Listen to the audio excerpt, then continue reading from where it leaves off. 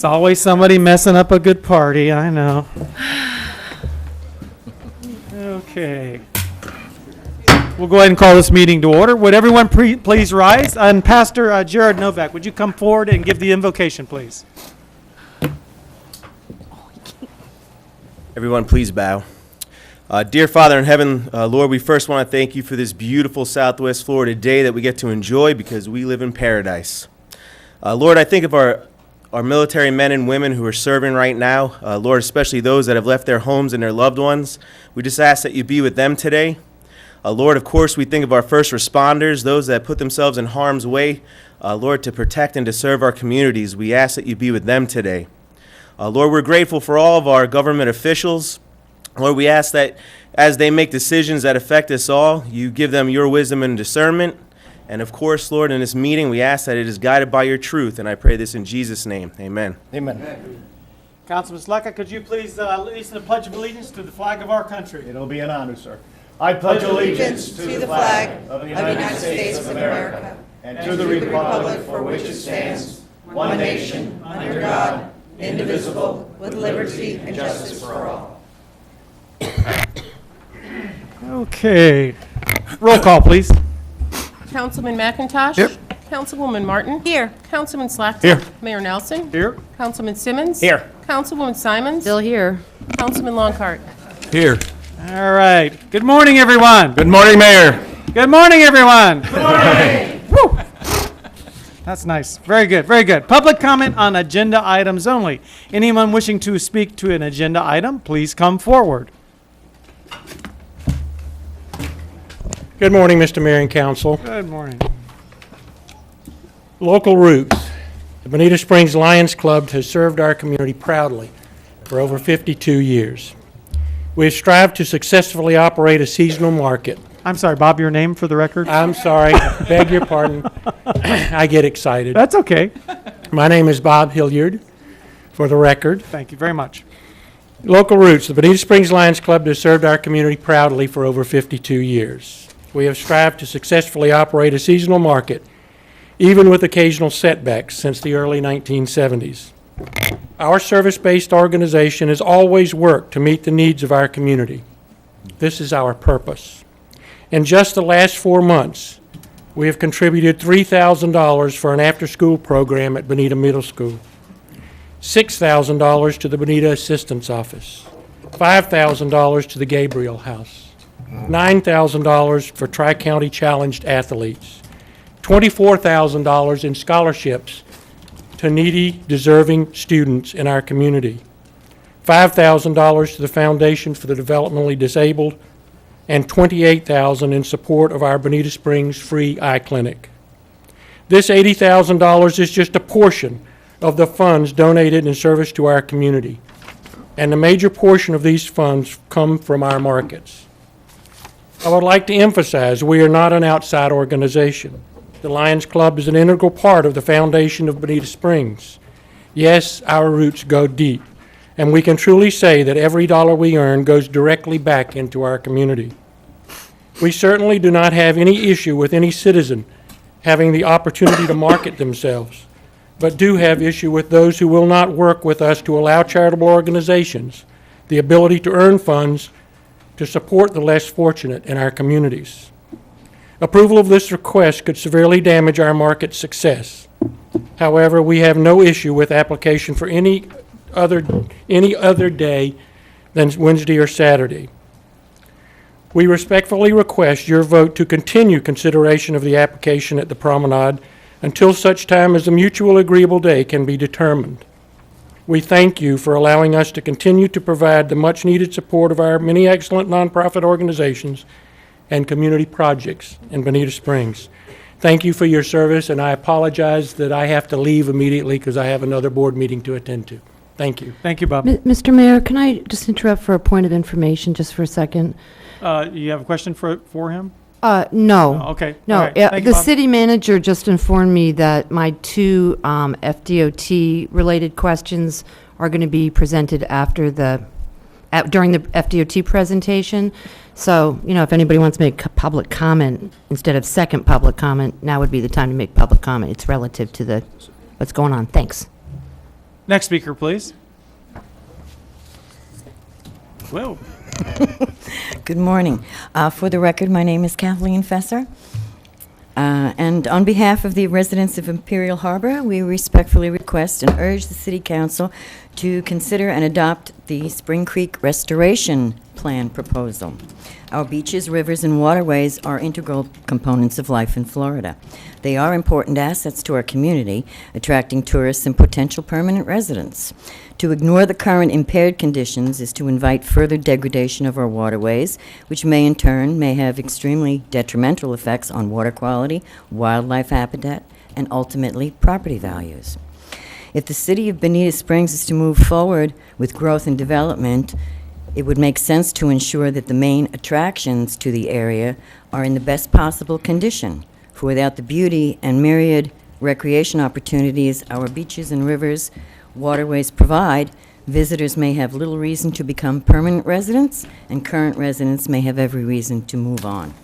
We thank the City Council for the opportunity to express our views and sincerely hope they will give the Spring Creek Restoration Plan proposal serious and positive thought. Thank you, and I apologize, I have to leave also because I have to work. Thank you very much. Thank you. And thank you for speaking today. Good morning. For the record, my name is Deborah Giambo, and I live on Bel Rio Drive, the district represented by Councilwoman Simons. And I understand that this is her last city council meeting as our city councilwoman, which I'm very upset about, but it's because of term limits and only because of term limits. But I wanted to take the opportunity to publicly thank her for her 8 years of dedication and hard work on behalf of the residents of the city. From my observation, she has consistently asked important and sometimes difficult questions. She has consistently listened to the residents and worked tirelessly on our behalf over that time. So I want to thank you, Councilwoman Simons, for your hard work. Very nice. Thank you. I also have to leave to go to work. Good morning. Good morning. For the record, Larry Hess, Cedar Creek resident. I'd like to speak this morning about Green Sheet 11, which proposes the Cedar Creek, the Spring Creek Restoration Plan. I've lived on the creek since '98, and I really have noticed the degradation of water quality and some significant problems with increased water flow throughout the years. I have two areas of concern. You have, in the Green Sheet, there are some aerial maps, and they are areas 3 and 5 on that map. Area 3 is about a quarter of a mile or half a mile west of 41, and it has a major mangrove overgrowth and deadfall, which actually prevents the normal east-west flow of water throughout Spring Creek. If we ever get a rain like we had back in '95 at 15 inches in 24 hours, this can really cause some significant problems because the flowways have changed around to Florida Power and the Seminole Railway right-of-ways. And you combine that with the sheet flow from the inland areas and possibly issues that are going to come up with the DR, GR later on this year, may cause backup into the Spring Creek or in the Cedar Creek stormwater drains, and that could flood our areas and other areas that are all east of 41. In this Area 3, it also has a blockage that affects Pelican Landing and Bonita Bay. There are two tributaries that flow north and south about 3/4 of a mile past 41, and if the water from a storm surge backs up, and it could cause possible flooding into Pelican Landing and Bonita Bay as well. Second area is Area 5, and it's located at approximately the property line for Pelican Landing and Spring Creek Village boundary. There's a lot of oyster overgrowth there, and just right adjacent to Marker 5, and it just really makes navigation treacherous. When you have high tidal flows, people in kayaks, it's easy to upset, and now you're thrown over into a great big deep 13-foot hole that's right adjacent to that area. In closing, I'd like to recommend that you support the restoration plan and return Spring Creek to an outstanding Florida waterway for future generations to enjoy. Special thanks to Martha and Linda Swartz, who were instrumental in setting up a lot of the proposals for this plan. Thank you. Thank you very much. And I don't have to go back to work, so I'll be... I'll quit bragging. Morning, Mr. Mayor. Look at members you, of the stranger. council. Councilman, how you doing? Thank you. Good, thank you. I'm here to support Martha's initiative and the city council's initiative on the Greenway for the increased flow for Spring Creek. And I also am here not only as a private citizen, but as a representative of the Spring Creek Village Homeowners Association, which consists of 300 homes, half of which are fishermen, boat owners. And they're very sensitive about the protection of Estero Bay and the Spring Creek initiative. That's water flow over the years that has been redirected by development, and we've got to bring it back to Mother Nature's natural inclination. We need to increase the volume and flow of Spring Creek, keep it clean. My grandmother used to say that the best wealth and the only wealth is health. And the health of the environment is our real wealth and attraction for our paradise here in Bonita Bay, and Bonita Springs, and Pelican Landing, and Imperial Harbor, and those homes along the waterway. It's a billion-dollar business in Florida. Fishing is a huge attraction, and as a charter boat captain, for years, I have a master's license. I can tell you that all the people that I've been associated with, including the other captains, are very sensitive about the quality of the water. So let's get behind this initiative. I'd like to get the council's support, and I can tell you that Spring Creek residents are very solidly behind this. We had a meeting yesterday. So, thank you. Thank you very much. Next speaker, please. Hi, my name is Bobby Lee Davenport, and I know some of you up here. I lived in Bonita Springs for a really long time, and I'm here to talk about the possible Earth Day event in Bonita this year, and we're asking for co-sponsorship with the city. I want to thank you for the opportunity to be here, and I want to thank Martha for all the good work that she's done. And wanted to talk just a little bit about the festival today. I've been running the festival for 12 years now at Creation State Park. It's a fantastic opportunity for Bonita Springs to have the festival come here. We do a special section for children, lots of kids' activities, lots of things for families. We have great food at the festival. The Lions Club has done our food in the past of Cape Coral. We'd like to work with the city of Bonita as well as that Lions Club again this year. And a lot of the local artists come out and display their work. We've got great wildlife advocacy groups out there and people who are protecting wildlife, such as the Okeechobee Wildlife Preserve from Collier County and also Shy Wolf. Even the pit bull crew comes out. They do pit bull rescue and training. So there's a lot of aspects to the festival. And we'd also like to get some kayaking races going on the river this year. So we really want to bring something great to the community that's for families and children, and hope that we can do this. And so that's pretty much it about the festival, and we'd like to work with the city on that. So is there anything else that anybody needed to know while I'm up here about the festival? Thank you very much. Okay, Thank thank you. Thank you. Alex Grant, 11851 East Terry Street, former member of the local planning agency and former member of city council. Two items. One is item 8D. I'm speaking now as a business person who has a local pest control company and travels a lot on US 41 and Bonita Beach Road, and I'm looking at this item and thinking a flyover what a mess that would be for certain service people, including myself. I'd hate to see, forgetting the money cost involved, the mess involved, the disruption to everybody, including us in the service business, doing this flyover. That's a serious matter.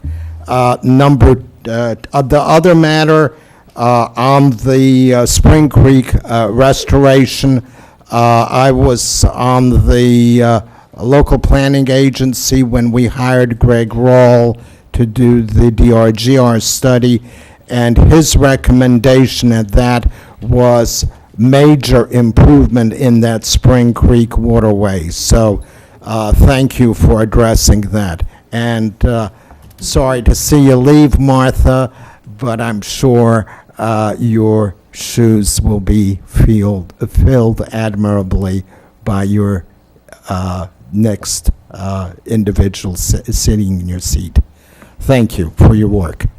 Thank you. Next speaker, please. Good morning. My name is Jean Baer. We are here again representing the Local Roots Farmers Market operation. We have been in business for the last 6 years, currently operate the Sanibel Island, Lakes Park, Coconut Point, and Fenway South Farmers Market. We have created a tremendous amount of good quality vendors that are working with us, and we're asking that you reconsider allowing us to operate a market here in the Bonita Springs area. We by no means want to come in and compete with the Lions Club. We believe that we will bring a different market to you. As we like to say, some people shop at Target, others shop at Macy's. Some shop at Winn-Dixie, some people shop at Fresh Market. People have different options, and that's what we would like to do. I created in the packet for you that I submitted the photos that outline what we operate and what the Lions Club currently operates. I'm not sure the Lions Club photos were included in your packet. I have those if you need to see those. I brought some copies. We also give back to the community. We support a non-for-profit at each one of our farmers markets. Last year, the Sanibel Captiva Conservation Foundation was able to raise $100,000 through our markets. We allow, the United Way has been a part of us. We give thousands of pounds of food to the food banks. The Girl Scouts showcase with us, and we would want to offer that same opportunity to the organizations here in Bonita. We're currently partnering with the Florida Gulf Coast Intern. We're working with Tallahassee to bring seed workshops in February here to Lee County. We've worked with a gentleman out of Elva who came to us with a small business wanting to sell beef. He now, 4 years later, with our support and his hard dedication, has his own meat processing plant. His wife has quit her job, and they are a true success story through working with the farmers markets. About a month ago, a woman came to us, probably not able to pay her rent. We afforded her a grant through our company. She now, by adding to her booth, is making an additional $150 a market, which is making a difference for her to be able to pay her rent and stay here in Lee County. So though we may not give back in the form that the Lions Club do, I want you to know how dedicated myself and my partner, Betsy Ventura, are to growing small businesses in Lee County.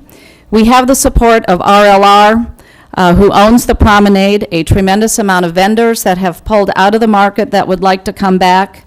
The general manager at the Bonita Bay Club, who has shared with us the number of residents that would like to see that location brought back. Christine Ross. Again, the reason we're asking for Saturdays is because of the parking, the access to the vendors. It's become very competitive out there, and a lot of the really good quality vendors already have days during the week. Marco Island, for instance, runs a fabulous market on Wednesdays. So a lot of them are there. You have the market on Wednesdays. We have the Lakes Park on Fridays. A lot of those vendors are with us. Saturdays just seems to work mostly because of the access of the parking. We do feel there's enough residents in Bonita to bring them options. Your ordinance, Section 41716, does allow for a maximum of 2 for-profit markets. So I would just ask that you relook at that. And please let us know what we can do from here. RLR is willing to sit with you for a meeting. We're willing to get petitions for vendors, residents, whatever we can do to convince you that we believe there's room for two markets. Thank you very I much. guarantee you we'll bring you a good quality market, and I thank you for your consideration. Thank you. Next speaker, please. Good morning. Christian Busk, landscape architect. I'm here to comment on Martha Simons, first of all. She has done an incredible job trying to save different environmentally sensitive areas by cleaning out old exotics. And I'm witness to that just because she's actually cleaned out Oak Creek and allowed for a lot of mangrove growth to come back, controlled mangrove growth. And anyways, we're gonna be sorry to miss her when she leaves. But I'm here to really talk about the FDOT pond on Arroyo. And I think that I drive by there on a number of times during the week, and I think it's just a great missed opportunity for the city. And I think you can tell that by the 6-foot chain link fence that surrounds it. It's such a big amenity, and it's so close to residential neighborhoods there. I think that the city would be able to spawn a more of an outreach to all of our other green spaces if we just start in certain areas and look at all of the open green spaces the city owns, or we could control that maybe DOT is just using for a maintenance type of element. It is a drainage for our roadways, but it's also a wonderful, beautiful blue reflecting pond, and it really could be enhanced by landscaping and other elements that people could go. They could go fishing there, they could sail their boats, they could do a number of fun things that are active and make a walkway. And since exercise is so important, people don't have to stay in their homes. It's such a close proximity to so many people. So I think that the eradication of the cattails, while it may be the greatest thing for some people, I think it's still part of the natural system. I think with the budget you have allocated, I'd like to see a number of flowering trees, canopy trees to screen the views of the storage area and 41 from that area. And anyways, I just wanted to say I'm excited about working all the roadways in Medina, and this is just tying some of our real amenity areas that we don't really have on the charts as amenity areas and making them better than they are. Thank you.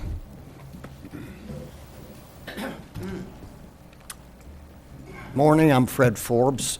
First want to add my support to the Spring Creek project. I think it's important, and we should pass the necessary ordinance or resolution to move forward with it. Make it real simple and short and sweet. The intersection study at Route 41 and Bonita Beach Road, we're about to hear that a flyover has to be in the study. If it has to be in the study because of the particular funding source, I can tell you that most of the people I know do not want that studied. We do not want a flyover study because sure as the world, that'll be what the traffic engineers come up with. Not necessarily, but the odds are high. It'll get momentum and the city council won't be able to stop it. It's better to stop it now, let MPO, let FDOT know that you don't want any kind of a study of that intersection with a flyover in it. Normal studies of intersections do not have a flyover as a mandatory option. Do not. So I would encourage you to vote to inform MPO and FDOT that we do not want that study to proceed.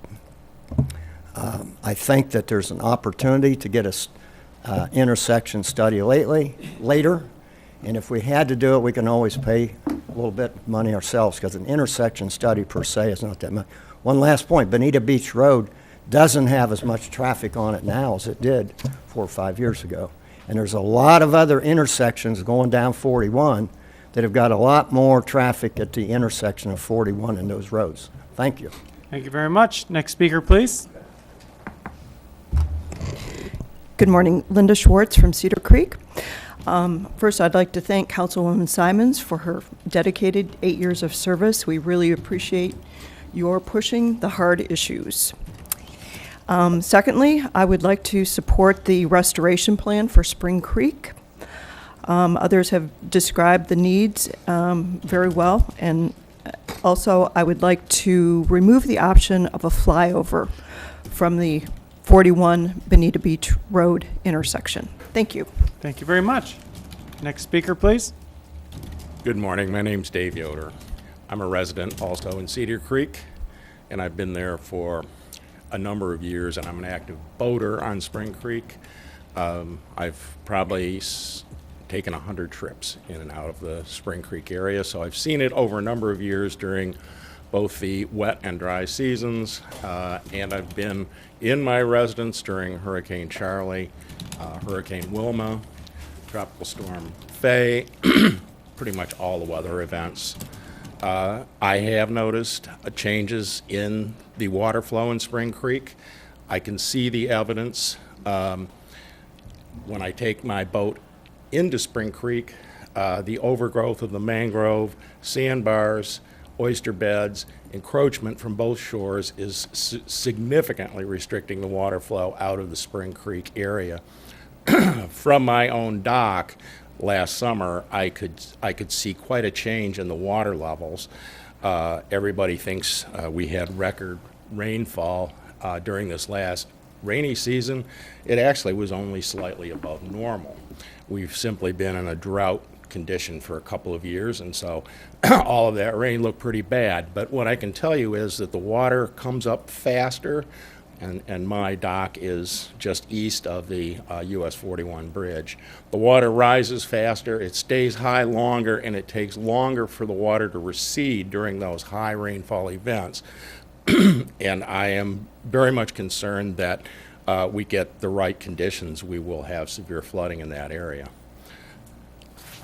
I urge you to support the initiative to clean Spring Creek, get it back to its original condition. That's probably 20 years. And to come up with a program to maintain it, because there clearly has been no ongoing maintenance of the creek for as long as I've been there. It's a beautiful area. It's going to be overgrown. We'd like to just leave it as a natural environment, but unfortunately we have Bonita Springs and it continues to grow, and we're now talking about changes to the DRGR east of I-75. All of that is going to bring more pressure on Spring Creek to act as a drain to get storm waters and just really our normal rainy season waters out to the Gulf of Mexico. Thank you very much. Thank you very much. Next speaker, please.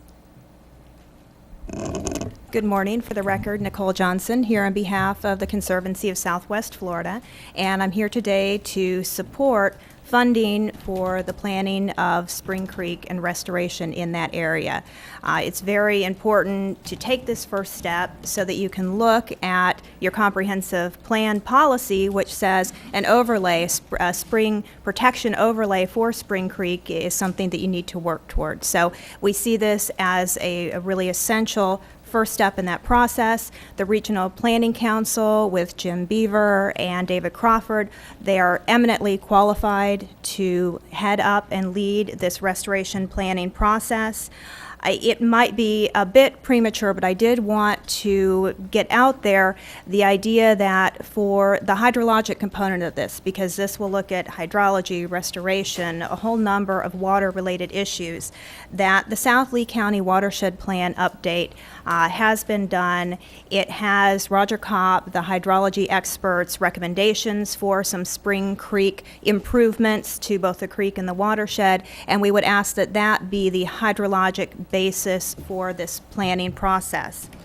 Another request would be that when the RPC meets with staff to get their input on the scope and maybe what different pieces of information they incorporate into their process, that the public and interested stakeholders be able to also give input on this. That may be what was intended. I just wanted to make sure that that was out there. We don't want to bog this down, but we want to make sure that those that do have relevant information are able to get that in there.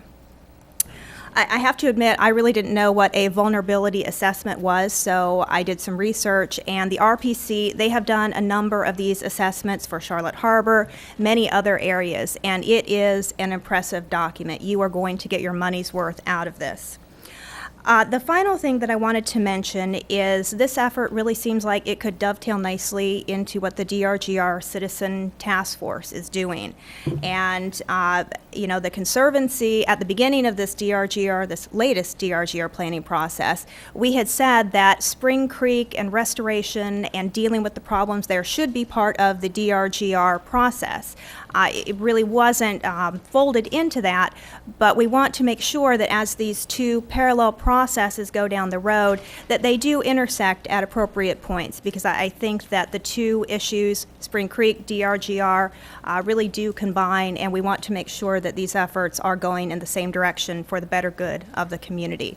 And thank you to Councilwoman Simons for putting this on the agenda. Thank you to Linda Schwartz for working on this also. It seems like we've been talking and talking and talking about Spring Creek, and wow, wasn't it easy to take action. So thank you for doing that. Martha, thank you for all of your service. We know that even though you're not going to be on council, you are not going away. So we look forward to working with you as a private citizen in the future. Thank you. Thank you very much. Next speaker, please. Good morning, Council. Hello. Patty Whitehead for the record, board member of the Responsible Growth Management Coalition of Southwest Florida, also a brand new member of the Lions Club Green Team. And I'm standing here today just to voice support for the Spring Creek restoration, something that's vital to the hydrology, ecology, natural characteristics of our area. We wholeheartedly believe that this is the right move on the city's part and money well spent. And, of course, I just want to say one thing. I know this is a hard fact to swallow sometimes, but land conversion by sprawling single-family developments does affect the water in our area. And so let's consider carefully what we do in the DRGR going forward. Again, we're not against growth. Growth is in the name of our organization. We are for smart growth, of course. And once you divert the water and lose the quantity of water, you also lose the quality of water. And water supports habitats, and that's something that's of concern. Natural communities are just as important as human communities. Let's not oversee that in the process. Of course, I want to laud Martha Simons for her service on City Council over 2 terms. She has accomplished so much, and she's always had an open door, open phone policy. She has been one of the most accessible public servants I've ever known in my lifetime. And truly, this is something that I believe, you know, she does create the model for other public servants in that regard. And I believe her legacy still stands here on this dais, and she's created a different tone on City Council, and that's just really wonderful and refreshing. Thank you for everything, Martha. Thank you very much. Next speaker, please. Good morning, Mr. Mayor and council members. I'm Brad Cornell, and I'm here on behalf of Corkscrew Swamp Sanctuary and Audubon of the Western Everglades. I appreciate the opportunity to address you. I wanted to speak to item 13B, if I've got my Roman numerals right. Audubon supports the proposed restoration plan for Spring Creek. We have concerns in looking at some of the emails that you all have been receiving about dredging of oyster beds and trimming of mangroves. These could be important resources that protect Bonita's water quality and protect against storm surge. However, we also understand the public's concerns about navigation and flood protection. So I think this leads us all to, all right, well, let's look at the Spring Creek watershed. Spring Creek itself as it empties into Estero Bay, but also all the way back past I-75 on the eastern side where the headwaters used to be and should be. So we support this study. One caveat, though, is as you heard Nicole Johnson recommend, the time frame, if you look at the proposal, is a little long. So we want this study to be available, the results of it, the restoration plan, actually, to be available for your DRGR Water Task Force. So for that to happen, there's going to have to be some adjustment to that time frame. So I would recommend you look at that and see if you can work with the RPC.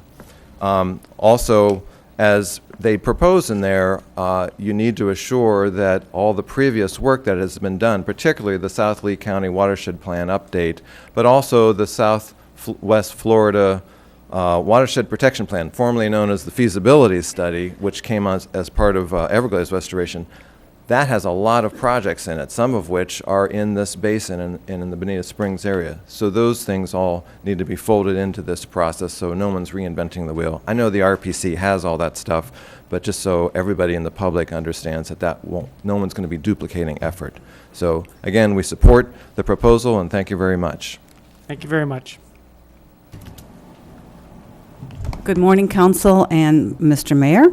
I'm Meg Jacobson. I live in East Bonita Springs as a full-time resident for almost 10 years. I'm here for two reasons. First is to thank Martha. I'm just so impressed with you. I never was involved in city government in Chicago and Manhattan. I mean, as individual citizens don't get involved. When I came here and I saw what you know, every time I meet with you, have reams of information streaming out of your brain. It's amazing. It's dangerous. It is dangerous, but it's amazing. And I really appreciate everything that you've done. I'm sorry that you're term limited. Thank you from all of us. Second thing is more contentious than Martha leaving, and that's item 13D about the intersection. Do not let them have a flyover in the plan. Think of what this city would look like with a flyover. Think of our poor merchants who are already dealing with Estero and North Collier and getting squeezed out. Who's going to come and go under and around? I mean, we're just a little town, and that's our charm. A little city, I guess, and that's our charm. So please, if you can't do the study without flyover, don't do the study. It's just going to be hideous, and God knows we're going to be so far along, as we always do these studies for 30,000 years. When that comes back, if they say flyover, now what do we do? Because flyover will not pass the muster of the vast majority of merchants or citizens of Bonita Springs. So I beg you, please get rid of it or kill the study. Thank you. Thank you. Next speaker, please. Good morning. Good morning. Donna Stone. I'm on the External Affairs Committee at Worthington Country Club. First, I would like to congratulate Councilwoman Martha Simons on her excellent representation of the residents of Bonita Springs. I've had the pleasure of hearing her address numerous issues before you with common sense and sound judgment. Her insightful questions usually go right to the heart of a motion before you. I hope she will continue to be actively involved in the Bonita Springs issues. Good job, Martha, and God bless you in whatever the future holds for you. I would like to also speak on the flyover motion 13D. I have not read anything that would justify spending any taxpayers' dollars on this matter. Route 41 and Bonita Beach Road intersection have just recently been improved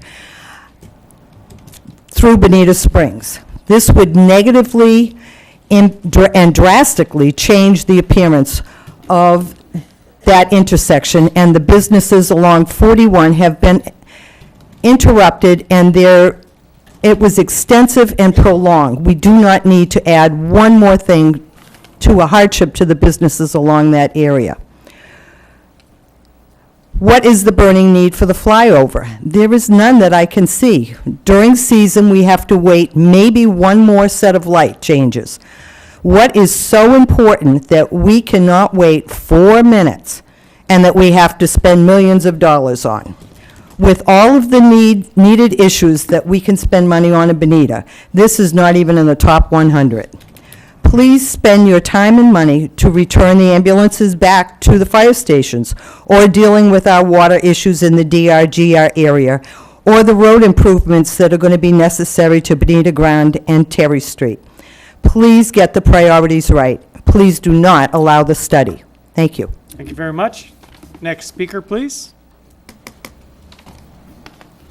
Jesse Purdon, District 2. Mr. Mayor, Council, citizens, I'd like to start with the flyover. Now, I didn't even want to talk about the flyover today.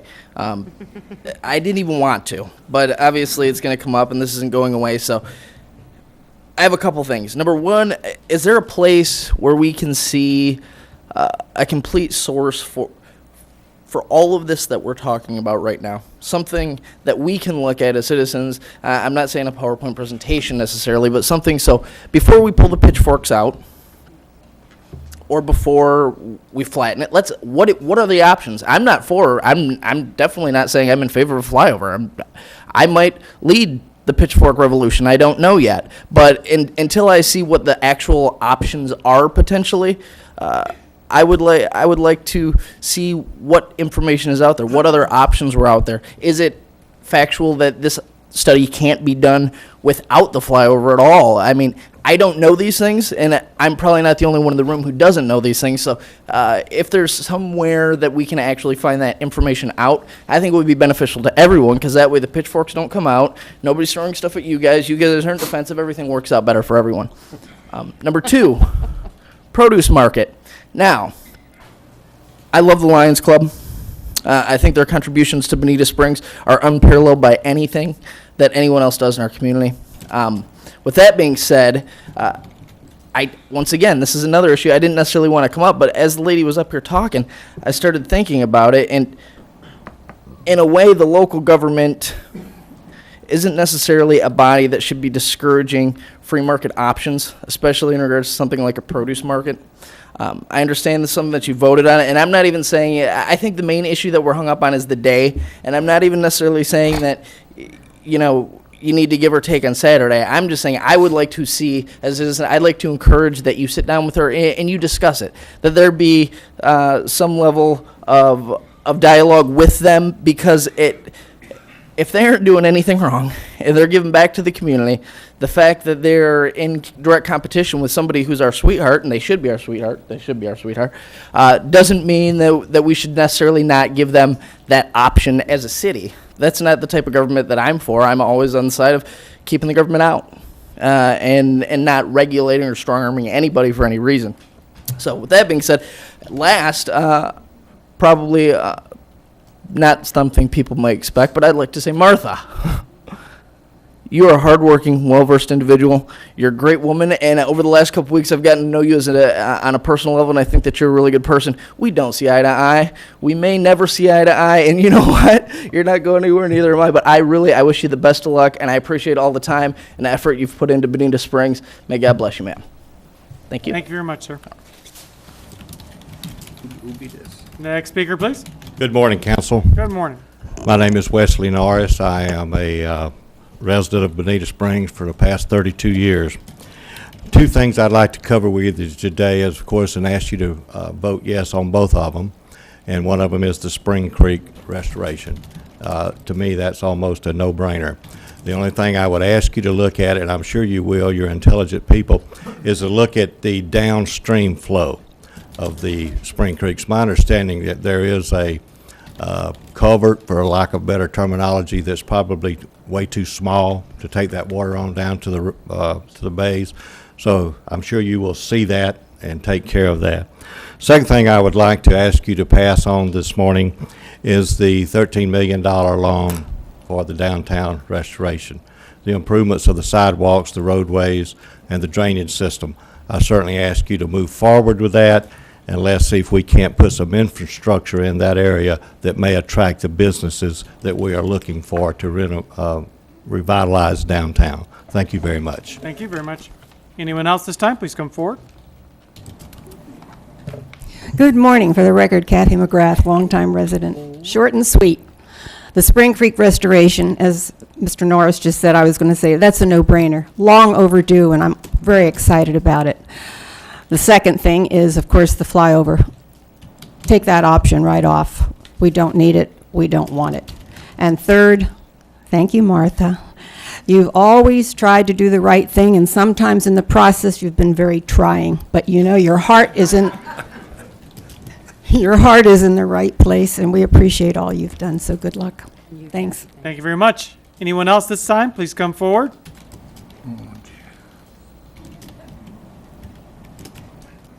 Good morning, Christine Ross from the Bonita Springs Area Chamber of Commerce.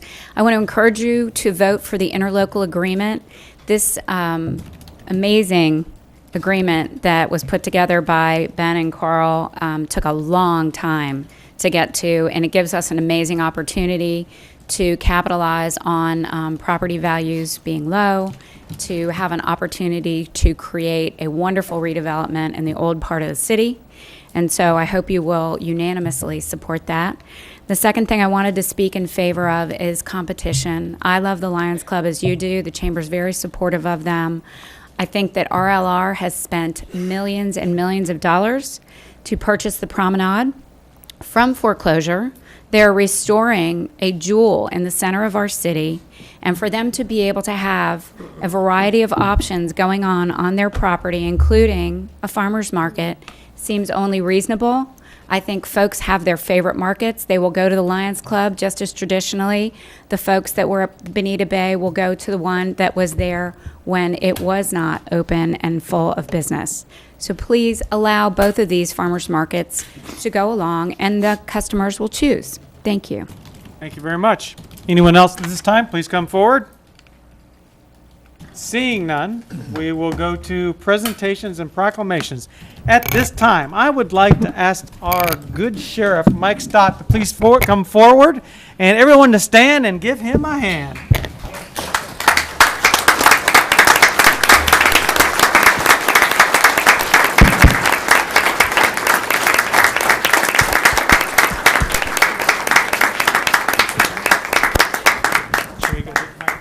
Thank you very much. Gee whiz, that was probably unnecessary. This really isn't about me this morning. This is about the men and women of the Sheriff's Office. And I want to start by asking that later in the day and throughout the day, Pastor Kevin, would you say a special prayer that James Baglioli doesn't get recruited by NASCAR away from the Sheriff's Office. One of your fine community policing deputies, as I came down this morning, was changing a tire on I-75 just north of Bonita Beach Road for a little lady that was in distress all by herself.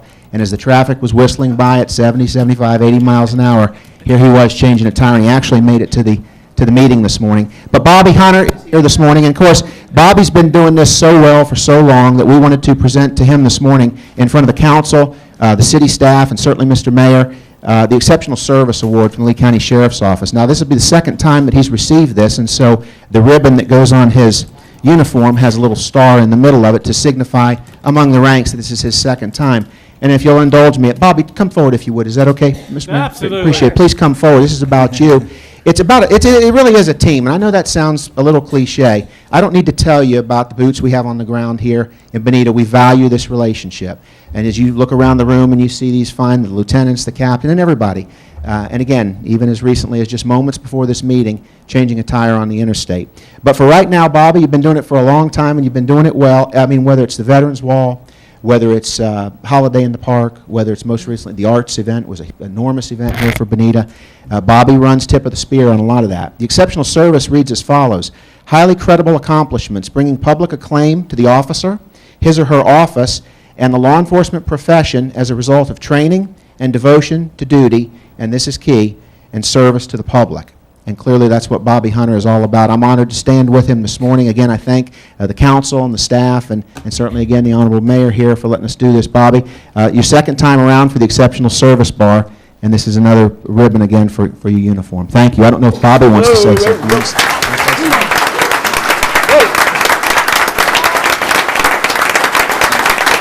Thank you.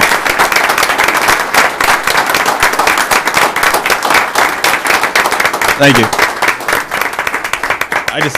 I just want to say that a lot of this here is because these guys back here, all behind you, have put a well-versed team together, and we can do an operation like this and be successful.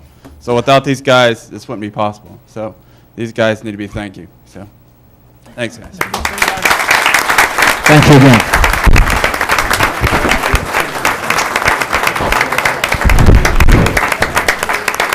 Don't pull me over on February 4th. Oh, yes.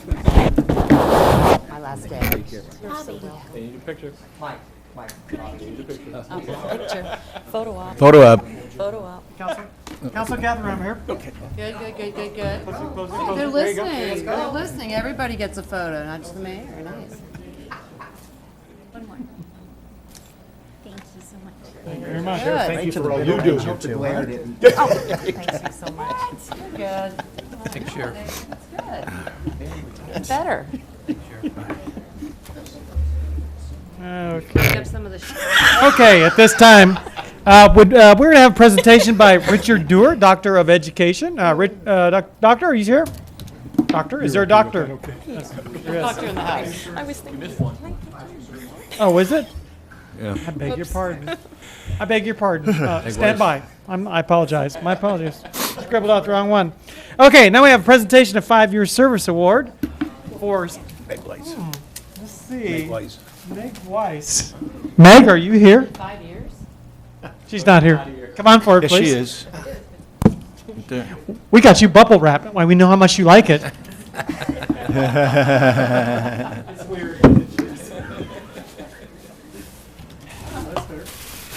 Hello. Meg Weiss, she does everything for us when it comes to our employees, to keep us all straight, to keep us all insured. And I thank you so much for everything you do. You're such a professional and such a kind professional, and you got a great sense of humor, which is a must here, or you won't survive. So, especially with me around here.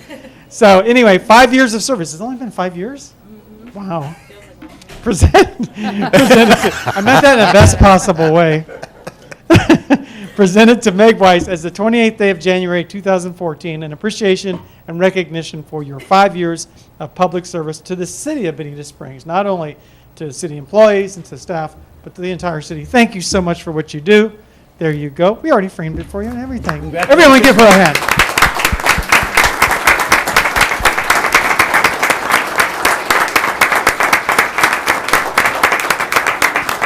Would you like to say anything? Or? Come on, Meg. She wants to go back to her office ASAP. That's it. All right, let's see if I can get this right this time. I think now, Doctor, you may come forward. I'm pretty sure. And if not, someone will tell me.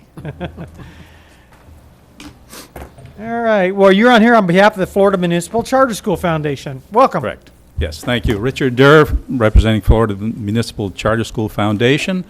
Mr. Mayor, council members, citizens, it's my pleasure to present to you and talk to you. Such positive energy here. I want to keep it going because as I see from the mural behind you that education is prominent in Bonita Springs, that you display the Bonita Springs School behind you. So we want to keep that going and the positive nature of education going, and that's what Florida Municipal Charter School Foundation is all about.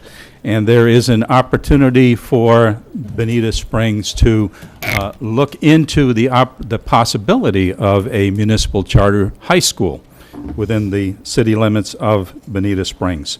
So that's what I'm here to talk about, but knowing that charter schools are there's a whole range of knowledge about what they are, some people for them, some against them, depending on what they read.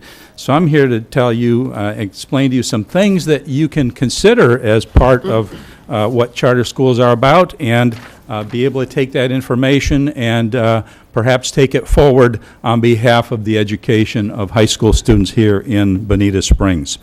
So, see how this works? And it does. So the question is, what are charter schools? Just to give you a little bit background here, they are public schools funded by the state education funding. So they are the money that goes to the schools around the state, also funneled to charter schools and are funded by the state funding. As a result, the taxes that the citizens pay in your municipality go to the school system, and that's money then also goes to the charter schools that are approved. They operate under a charter that's approved by the local school district. So some people would like to think that it's a private industry that takes the education out of the public sector. That is not true. They are run by and managed through the school district. They're responsible to the school district. It's a governing board that is selected to run the school, and that governing board is independent of the school district, and as a result is able to manage that school, is responsible statutorily for that school as a governing board, and is selected by those who found the charter school itself. The local school district remains the sponsor. The state statute requires that the school district be the sponsor of all charter schools.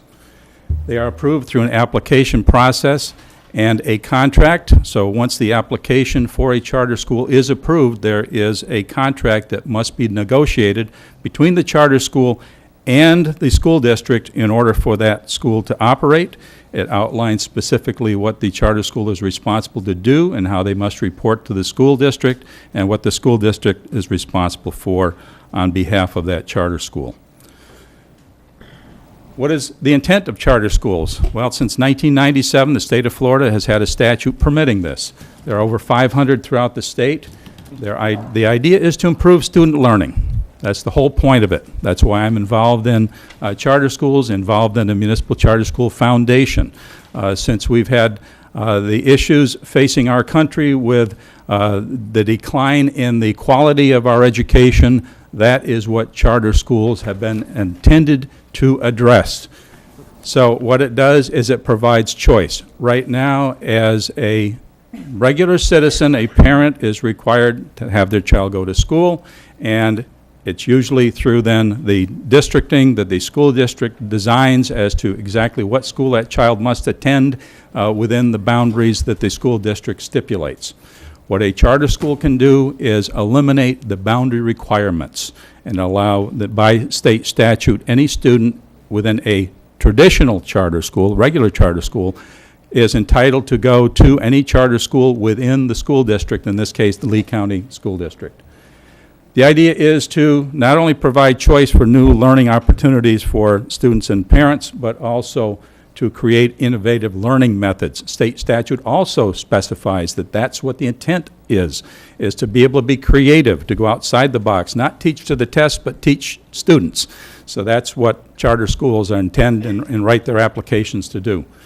What it does is it also intended, state statute even specifies this, to provide competition to stimulate improvement in traditional schools. The state statute says that any unique and innovative methods are required to be then taken back to the school district and shared with the school district to help them improve the traditional schools within the school district. It also helps expand the capacity of schools. In some school districts, particularly as the money crunch we've seen in the last few years, that it allows then charter schools to be created, which then can ease the burden, particularly in overpopulated schools. How do they differ from traditional schools? The founding organization and then subsequently the governing board determines the location of the school, what the size of the school needs to be, and in the Lee County School District, your high schools are averaging about 1,500 students per school. The grades that the school can be, so a charter school can be a K through 5, can be a K through 8, can be a middle school, can be a high school, whatever the founding team chooses. The curriculum can be specified. This is where a group of parents can decide they might have special needs within the district that is not being met, and so they can create a special needs just for a school of autism, for instance. There are charter schools around the state that do that. Or specifically along the area of science, technology, engineering, math, what we call the STEM focus, to be able to improve the capability of our students in those areas where we are falling behind other countries of the world. So the curriculum is specified in the application and defines for the school district specifically what the charter school is intended to accomplish. The length of the school day and calendar. Typically, most charter schools comply with the local calendar, but in the case of charter schools, they can have special summer programs to be implemented, which then are funded by additional funding that the state provides. So this is, once again, determined by the founding team and the governing board. Parental involvement is required. This allows then the charter school to ensure that parents have not only a say as to what goes on as traditional schools do with their PTOs, but also a requirement to participate, either through assistance, through many different means that are made available, that parents can be involved, must be involved, and becomes an important part of it, the success of a charter school. The administrators and teachers are managed by the governing board, as to their selection, how they're evaluated, what their pay is to be, whether or not they're retained. Most charter schools are not unionized. They can be, they can choose to have their teachers be part of a union or not. They can be privatized. If they're privatized, then it is free of any union requirements, and as a result, the charter school governing board has the opportunity to select and dismiss and do what they like in regard to the teachers within that school and not be subject to any kind of union regulation. So, what is a municipal charter school? State statute here again gives a specific section about municipal charter schools and how they are unique to traditional, to the charter schools of tradition. The municipality in this case, instead of a founding team traditionally is a group of parents, group of teachers, people in the community who would like to see a charter school started, or in some cases, we have now big corporations that are starting charter school companies, and they are going into municipalities and school districts and starting charter schools on their own. There are companies across the nation doing this. The great opportunity for a municipal charter school is it is within the municipality, it's applied for by the municipality, and as a result, the municipality gets to determine who the governing board is going to be, and from that, how the school is going to be run. It can restrict enrollment to only residents within the municipality. So there's an opportunity for the city to make this option for its parents and students to have a school within the municipality. At this point, as far as we know, there are no plans for the Lee County School District to construct a high school within the city. And as a result, your middle and high school, your middle and elementary school students are bused outside of Bonita Springs, and so you don't have that opportunity right now for your residents. And right now, your projected increase in high school age is to expected increase by about 40% over the next 5 years. So you have a significant number of high school students who are going to high schools in other municipalities, and that number will increase. The other opportunity the municipal charter school application has is to apply for a 15-year instead of the standard 5-year charter. That then allows you to leverage all kinds of opportunities relative to construction and relative to property and all the benefits and bonding issues that the municipality may choose to pursue if they want to. So what are the benefits? Well, the benefits of any charter school is control by the board, control by the founding team to be able to manage that. As far as a municipal charter school, then, that would be controlled within the confines of the city of Bonita Springs. You would be able to manage that. Your board members would be able to be selected however you choose to select them. They could be done similar to the way you select advisory councils, but they and board members cannot be paid by state statute, so they are volunteers, but they can represent any part of the community that you choose to. Typically, you would want somebody that knows finance, somebody that knows education, somebody that knows the different factors that go into a charter school. The other thing that we're seeing is that's greater visibility to not only the municipal founding fathers, if you will, like yourself, or representatives, to say that we are going to take a stand on behalf of education in our community and represent this, but then it gives you visibility to say we're behind this and this is what we're doing to improve education in our community.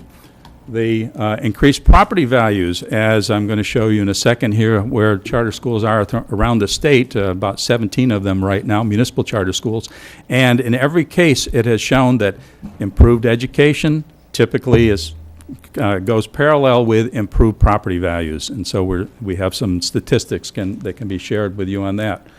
And then obviously the education quality is increased, as it typically is shown through the statistics that the state of Florida maintains relative to traditional schools versus charter schools. Out of 97 metrics that the state keeps track of, 94 of them are better in charter schools than in traditional public schools. So we see that charter schools contribute a very positive quality level for the education within the community.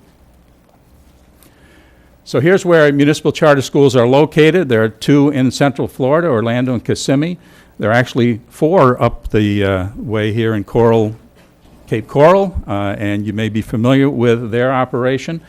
And then most of them, however, are in the Southeast Florida, Coral Springs, and a member of our Municipal Charter School Foundation team helped found the Coral Springs Charter School system that's been in operation now over 10 years, and he is part of our team that does the analysis of what kinds of things the city can consider as far as how to approach this and how to best move it forward.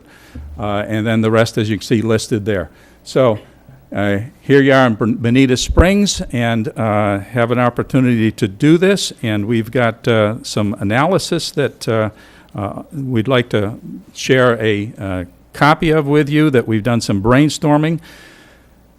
Bottom line, however, that always is asked, and by the way, I got to advance the slide because there's one important factor that we have now. West Palm Beach, Feather and RCAP, Florida Municipal Charter School Foundation, has been operating now for about a year and a half, and we have been successful in getting our first sponsored charter application with the city of West Palm Beach to get their municipal charter school application approved this past August, and they are looking to start their school next year.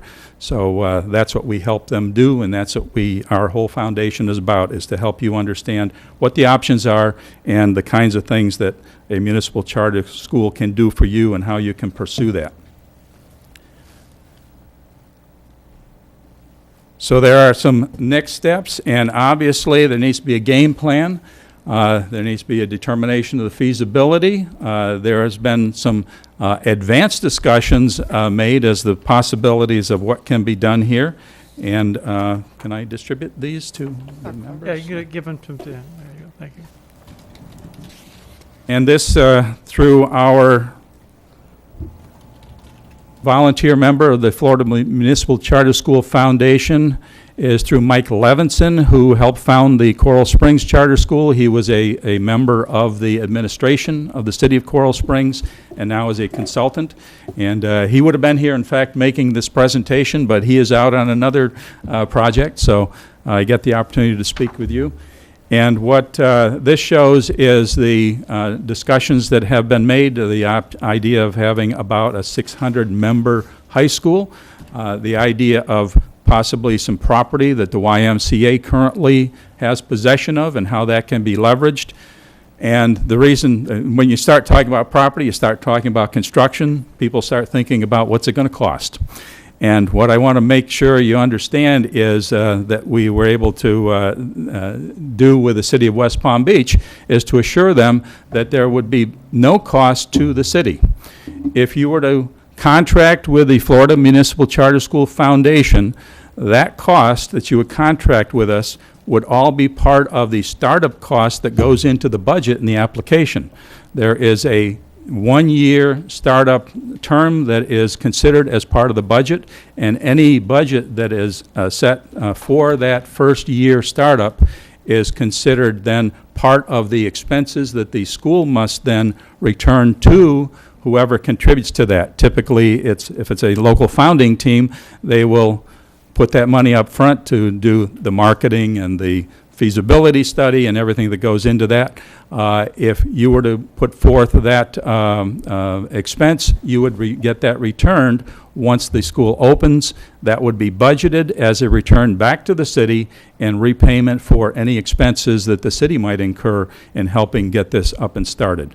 So that can be all incorporated into that budget. I personally get to write the budgets in all the applications that we have done, and it works quite effectively in that whoever puts the money up front gets that paid back to them with interest, by the way. I don't know if the city can take interest back, but that can be incorporated into the budget so that there is no expense by those that found the school.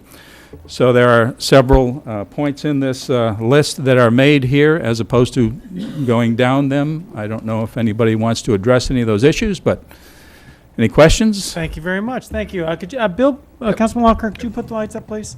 Does anybody, and thank you very much. Well done. Any questions for the gentleman? Excuse me, Dr. Dirk, could you clarify for me, go back to the curriculum? Does the charter school have to follow that core curriculum? There is a specific core that's required, and one of the focus areas that all charter schools must address, that the traditional schools are required to address, and that's reading. They must focus on reading and detail exactly how they're going to improve reading levels within their school. In fact, the application goes into great depth as to exactly how that's going to be done. If there's a specific focus in STEM, for instance, how are you going to accomplish that? What kinds of unique things are you going to do? The application must also address what kind of unique metrics and what kind of unique teaching methods you're going to use. So anything that is come up with is determined by the founding team and goes into the application. That then becomes the roadmap, if you will, for that charter school. Okay. Two more questions. How many charter high schools do we have in the state of Florida, roughly? High schools, I think there are maybe about maybe 1/3 of all of the charter high schools, municipal charter schools. That'd be 5 or 6 maybe. Okay. And this thing that you passed out, does that mean that the local school district has to approve this? No. It doesn't? No. You as the founding team determine exactly where you're going to put it, exactly how you're going to finance it, exactly what kind of negotiations you are going to need to address in order to make sure you have the building where you want it and what kind of financial arrangements you need to make for it. So we could be free to go as we want? Free to go as you want, yes. Okay. Yeah. Any other questions for the gentleman? Pete? Have you met yet with the folks out at the YMCA and entered discussions, or is this a first step towards that? I personally have not, but we have at least talked with Martha about some of the conversations that have been had, and our understanding is that they're open to it. Our timing from that standpoint goes, and I think this is important to have knowledge of, and that is the state statute requires that an application must be submitted by August 1st in order to be considered for opening of the school the following year. So right now is the time to formulate some of the background behind where it might be and how it might be financed. But the more important thing is the application itself, because that's due in August and must be turned in then so that in the fall of 2015, you could have a school open. So you've got between now and approximately a year from now, if you want to be open in August 2015, you would need to start construction around January of 2015 in order to be complete and open by the fall of 2015. Okay, any other questions? Steve? Thank you, Dr. George. Nice presentation. I'm on that founding committee for the Sky High School at the Y. We will have a charter high school here in Bonita Springs. I'm confident of that. Part of the reason why I sit on that committee is because I have some concerns about charter high schools, and you've addressed a lot of them today. I don't mean this to be critical, as it's probably going to sound, but when private enterprise gets into education, we have a whole new dynamic about education. Frankly, we have seen charter high schools come and go here without much notice to the students. My concern is, of course, that when the profits drop or when finances become difficult, the students suffer.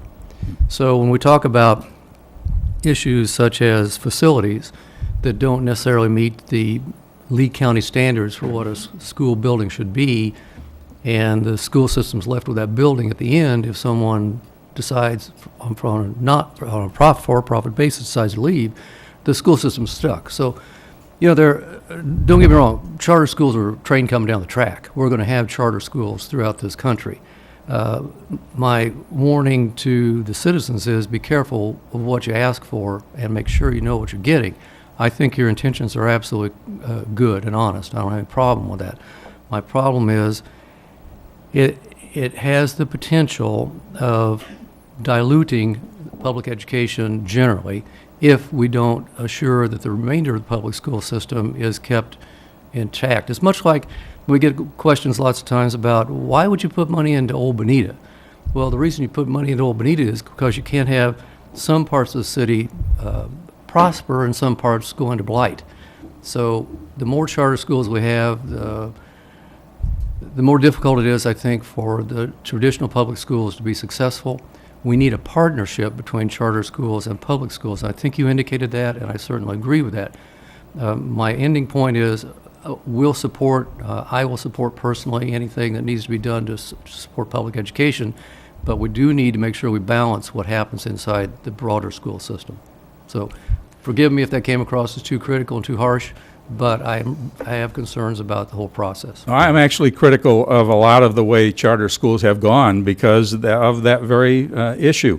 And it's actually on both sides. The charter school representatives, I don't think, do a good enough job, in my experience, in doing about 40 of applications around the state, of working with the school district to understand what the school district might do to help that charter school be in the right place and do the right things. However, I see it on the other side, and there's a lot of animosity in a lot of school districts about charter schools for the reasons you're talking about, the dilution of quality and the dilution of the schools themselves.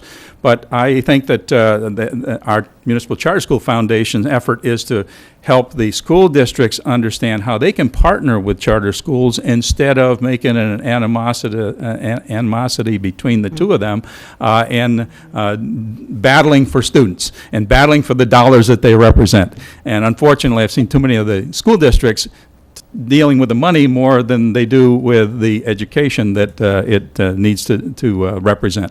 So our first step would be to, and we've been before the Lee County School Charter School Department ourselves with applications, and they're very difficult to get through.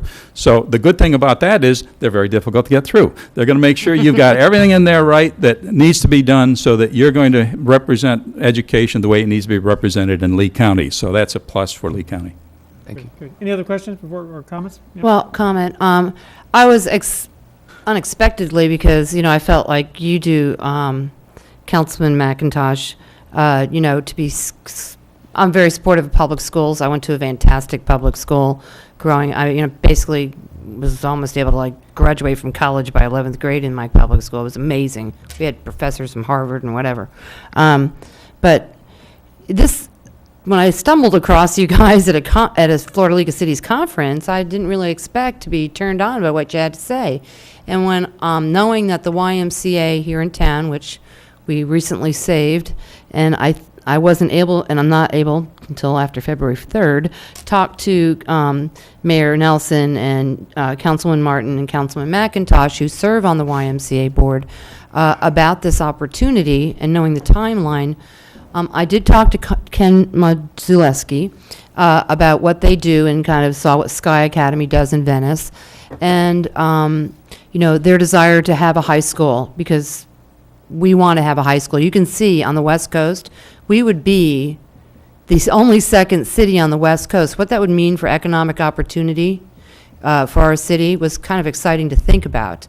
And we would be the only second city on the West Coast that would have a municipal charter school, much less a charter high school. And talking to Ken, he was open to the possibility, because the school construction is going to cost them something. If we're certainly partners, and we're very supportive, this council has shown, of our YMCA, and we secured it back in our community, to see if there's some potential opportunities. I saw several things that you presented about municipal charter school, which would be even more public, with more public eyes upon it. There are mechanisms that you can make sure that the YMCA runs it. They're not just the that is really their school. But if we can help them construct, and this would be an opportunity, I'd like to see the YMCA, which Ken Modzuleski is open to talking to the city and the foundation about what potential's out there, so we can get this thing up and running. And it would be limited, the advantages of it being limited to the city of Bonita Springs, meaning that we would create an opportunity for our students who are already in traditional schools and in charter schools to attend a high school here in Bonita Springs, and then for companies that want to come to our area to see that we have well-trained kids who are going to be going off to college locally. That would be really an exciting dynamic. And also that the charter could be for 15 years and not 5, because I know that can be an exhaustive process for a charter school. I would really love to see a charter high school be a success, and I think it can under the YMCA's tutelage, working in a partnership with the city. Don't know how that's going to work out. That's going to be for you guys to decide, but I'd like to ask council to have this opportunity to explore that, to have staff set up a meeting with Ken and maybe with the board members at the Y, so that Dr. Durr or one of his colleagues can explain. Mike Levinson, who he mentioned, who put together this document with the facts that Ken Modzuleski shared with me, lives in Naples. He's a financial advisor to Lee County government, which I thought was pretty interesting. So we had some conversation. Yeah, you like that, Mayor? And so we had some conversations about some interesting things going on in Lee County government. And he's easily accessible. He's right here. And he was the city manager of Coral Springs. So he's an attractive package to have locally. And if we don't do a municipal charter school, I think we should call him on the team anyhow for other things we might use him for. So you would propose that our staff go ahead and speak with this gentleman and set up some meetings with the YMCA and council? Would you ask the council for that? That's what I'm asking council Okay, for. council, would you have any objection to that? Not at all. I don't have an objection, but I guess we need to bring council up to date on where the Y is. I Yes. hadn't planned on doing that, so I'm not really fully prepared. Good. But there is a charter committee that's working with the charter high school. The Sky Academy is what this is going to be called, and it's the second school that this organization, the YMCA, has brought into implementation. They know what they're doing. I'm very, very confident in the YMCA, generally speaking.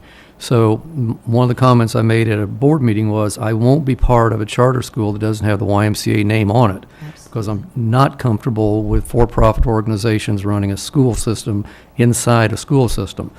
Because as Dr. Dewar pointed out, the managing organization has the opportunity to set standards that are outside what the Lee County school system says. For example, teacher qualifications, pay, things that do not make it competitive on an educational basis, school to school. So, I'm hesitant to say this, I'm going to say it. I'm concerned about charter schools as de facto segregation. And what I want to make sure of is that if you have a charter school in Bonita Springs, that it represents the population of Bonita Springs. And if you look at the population of Bonita Springs Elementary, if you walk in that school and look at the population and you walk in the charter school, and it's not a reflection on either one of the schools, it's simply life the way it is in our education system, they are different. And they're going to be different because they operate under different standards. If the YMCA, the Sky Charter School, operates in the standards that are realistic, honest, and forthcoming, then that's going to be a great charter school. And we will have a good charter school, good charter high school in this city. Here. Okay, well, why don't we just cut to the chase here, and why don't you just start having a conversation with the YMCA, find out how we can facilitate that effort, and bring back some information to council so you can see exactly where they're at. They can come in, they can give a report to us, you can have some conversations with us, and we can kind of start the ball rolling like Sounds that. good. Would that be all right? Absolutely. Instead of talking about it for another half hour? Well, Is that if I okay? could just respond just for 15 seconds, that's exactly what I want to. Okay. Okay, so, and I think this is a way that could, all I want to see is how can we have a partnership so that YMCA does what they're looking to do. And if we can facilitate that, we've always been a great partner with the Y, then let's see if there's some opportunity. And Ken was open to it, they're open to it, and I'm glad that we'll be open to it. Good. Thank you, Dr. council. Dewar, thank you for your presentation. Thank you very much. Well Appreciate done. it. Thank you for coming all the way from Wellington. Thank you, and I wish you the right? best. I'll see you in a little while. Yes, thank you. Okay. Good. All right, good deal. Okay, at this time, because we have some good people from Florida Department of Transportation here, I'm going to go ahead and forward item number 13D, which is going to be discuss and approve sending resolution to MPO and FDOT to continue the PD&E study and the EDTM process in regards to flyover and overpass study from the alternatives being taken out. And at this time, Martha, this is something you had brought forward. And Carl, could you go ahead and just do a bit of a synopsis as from staff's perspective, the information that questions have been asked and that type of thing before we start the conversation? Yes, thank you, Mr. Mayor. The staff, the city has been involved with the FDOT and the MPO for some number of years, concerned about transportation issues across the city. In particular, for this particular topic, the intersection of US 41 and Bonita Beach Road. I believe we were fortunate recently in that the MPO was willing to move up a study that was going to probably be another 5 to 8 years in coming, if even then, with regards to this particular intersection, in terms of traffic movements and volumes, times of years, and also what possible improvements might come to that and be needed at that particular intersection in some amount of time in the future. And it could be 10 years, 15 years. We really don't even know an implementation time for any option. So we were happy to see that that study was moved up because it's always, I mean, we're talking about Spring Creek study. You know, studies are good planning tools. It lets us know where we're at today and where we're likely to be in the future for whatever topic that we're talking about. So in this particular case, the MPO and the FDOT actually doing a study of the intersection of various possible improvements on that intersection over the years. Yes, a flyover is one of the options, but only one. A roundabout is one of those options. Other at-grade improvements are options. And John has been following this even more closely than I. But when this concern about it almost being a decision that a flyover is going to be built was raised recently, that's just not accurate, and in fact is just premature. This is only a study.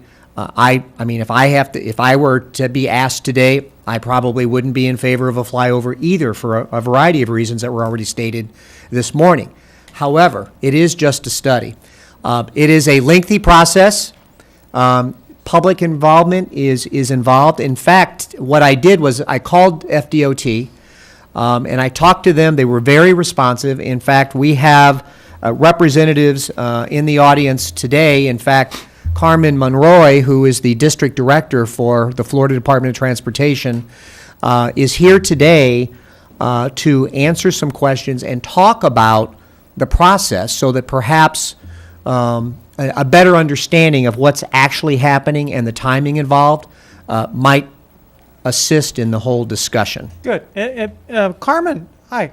Would you like to come forward? And if you would like, Johnny Limbaugh is in the very far back. He's from the MPO, Metropolitan Organization. He's here today, too. Johnny, you want to come forward a little bit? So in case I want to grab you, well, or somebody else may want to grab you.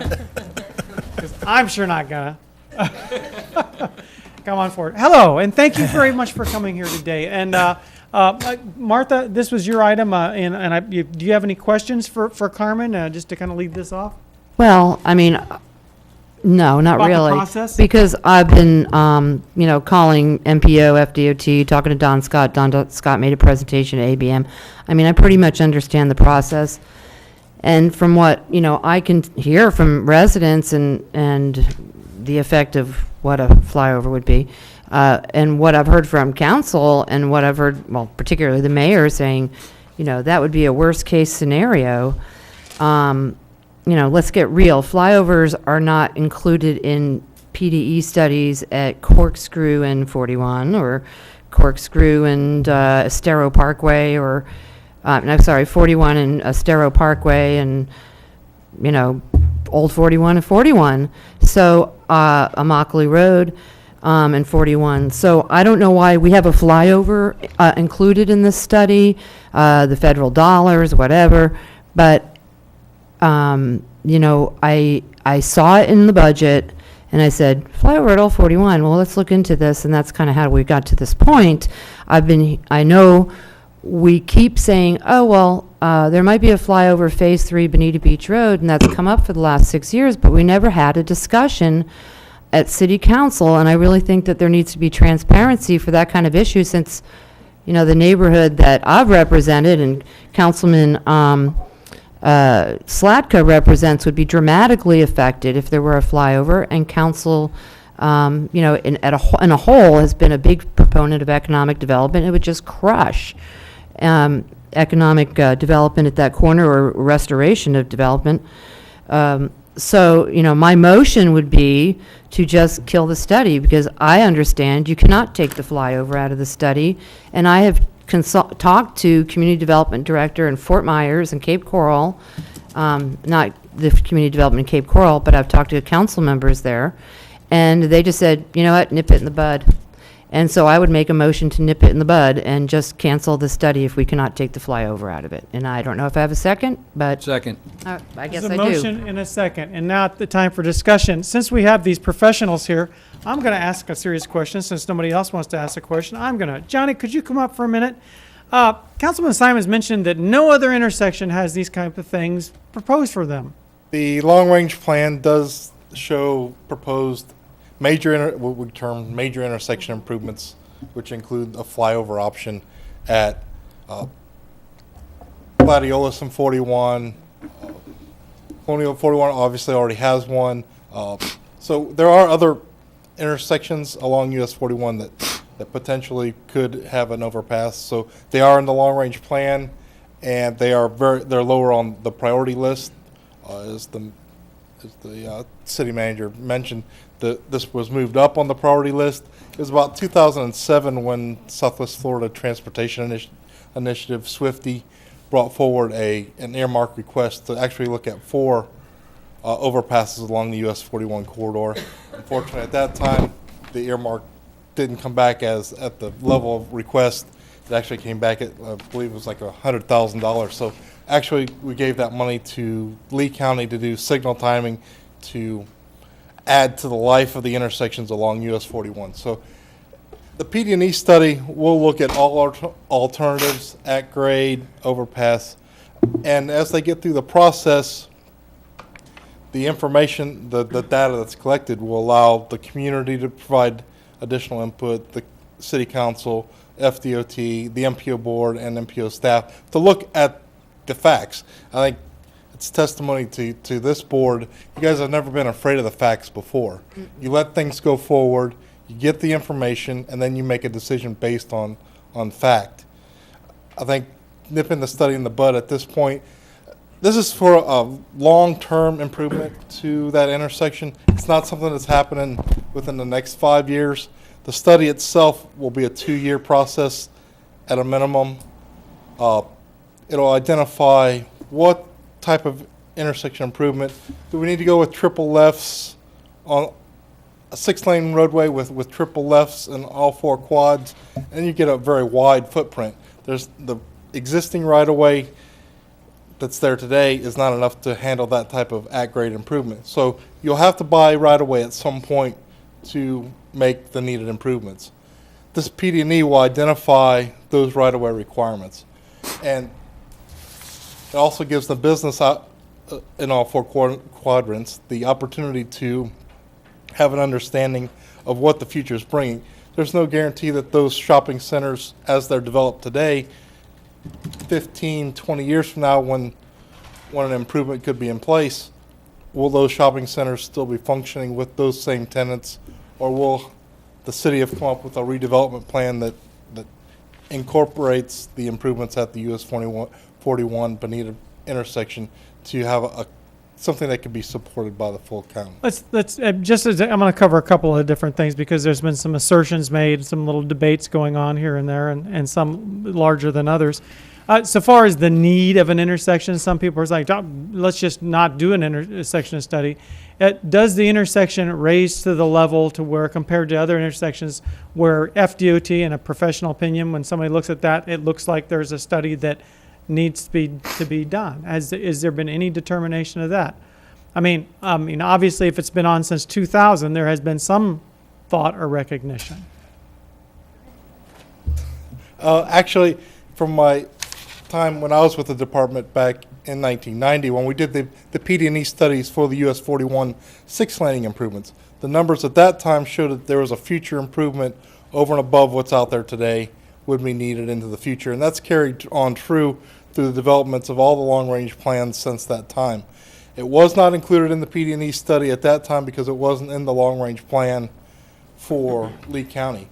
The need was there. The numbers showed that it needed a major interchange improvement, but it was not that was not included in the PD&E studies for the six lane because it wasn't in the MPO plans. But since that point, it has been in each of the updates of the long-range transportation. Now, the money that's used for this, I mean, I'm going to be preaching to the choir here, I think, at least the three of us. When it comes to this kind of thing, these SIS funds, these typical funds, at the MPO level, what we do, we not only compete with the different states, we compete with different districts, we compete with different municipalities, we compete with each other to get these funds that will be focused on these certain improvements. I mean, that's how this comes about, and some of them are federal, some of them are state funds. Is that correct? Yes, I probably will defer to Carmen, but these are not SIS funds that are moving forward. Right. This is not an SIS facility, Yeah. so those funds wouldn't be there. Carmen, where do these funds come from exactly? Well, these that have been programmed to have Carmen Monroy, Florida Department of Transportation. So these funds that we're using are federal funds that have been allocated for the project. And so, yes, you're correct. They are prioritized, and there are a variety of needs. And as those needs are determined and made priorities, that's how these projects get funded. Part of the PD&E process I've heard a lot of concerns from the citizenry about the merchants that are there. Is it part of the PD&E process? Does that take that in? Do they just ignore who's there, or do they take that into consideration?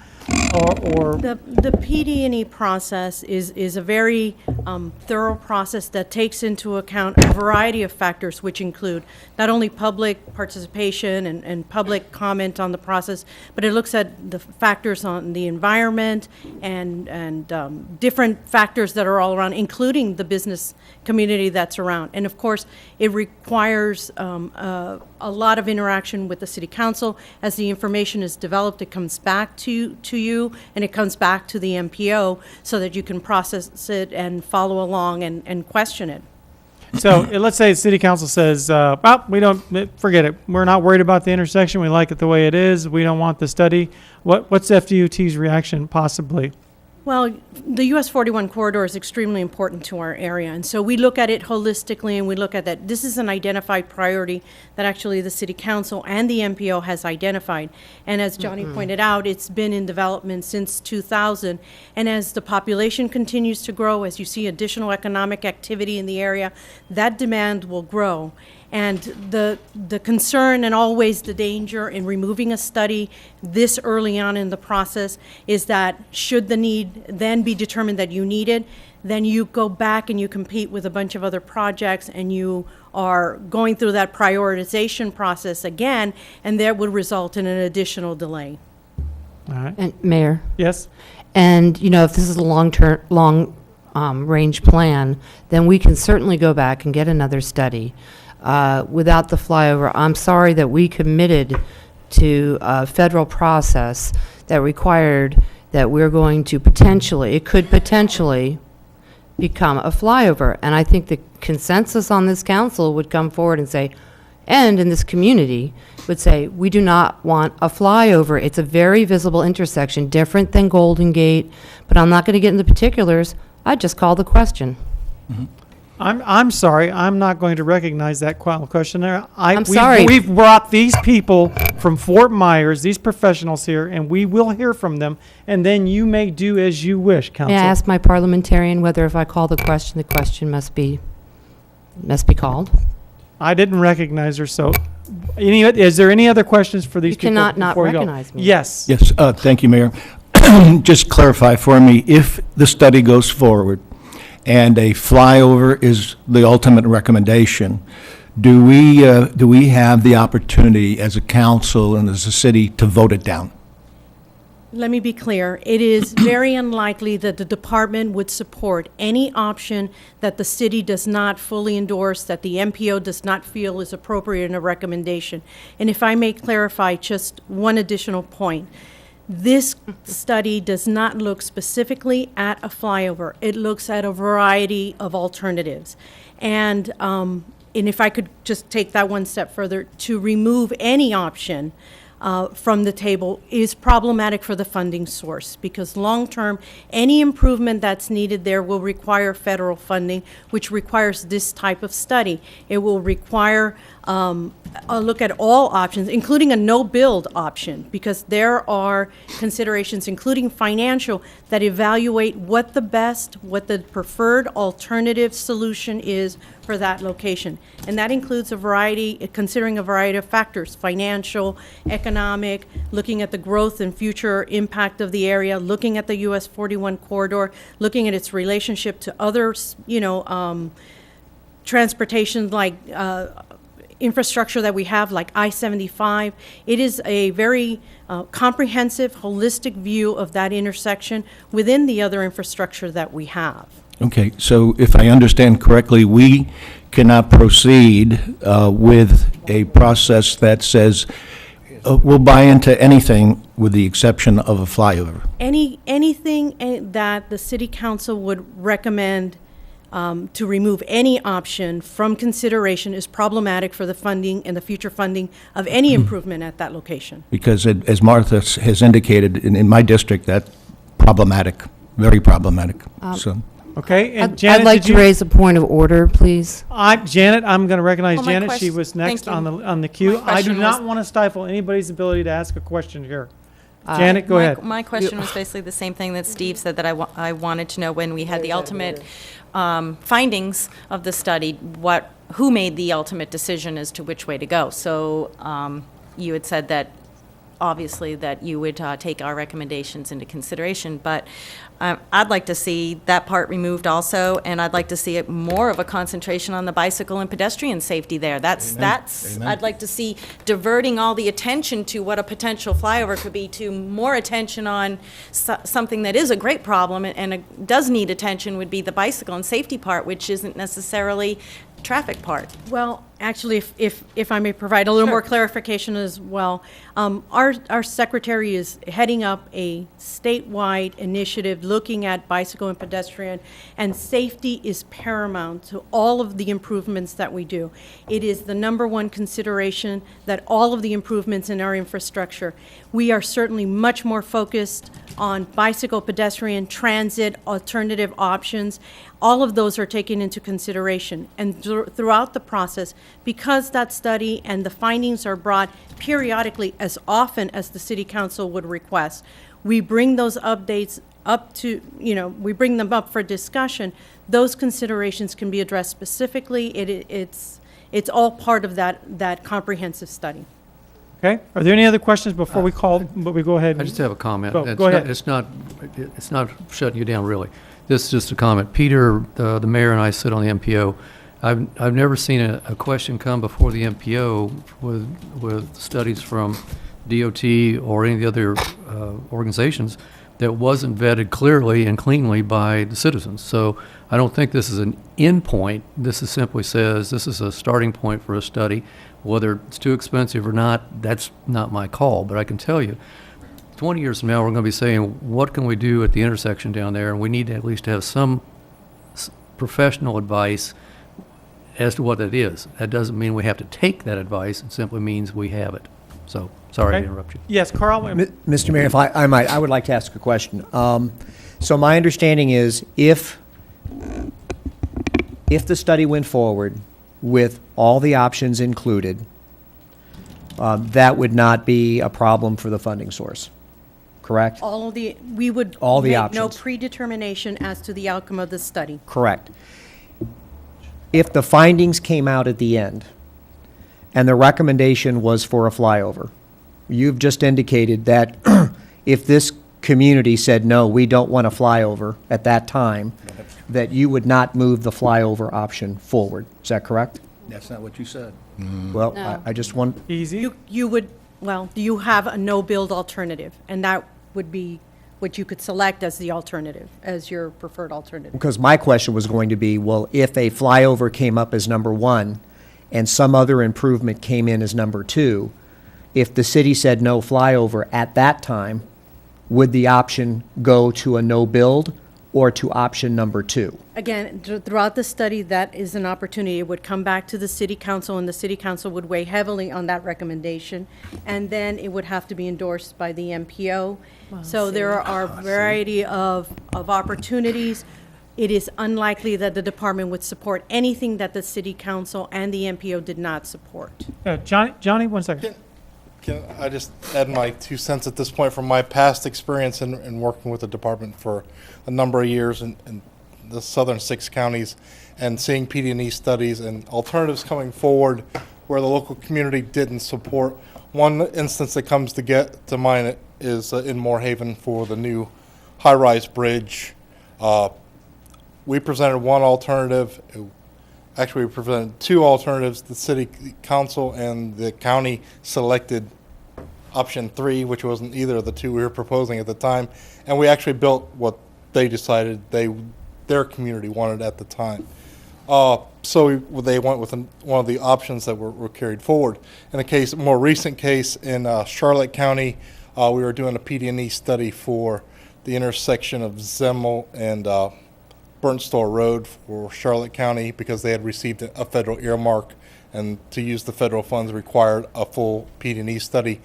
As we progressed through the study, the county commissioners decided they did not like the alternative that was going forward, and at that time selected the no build.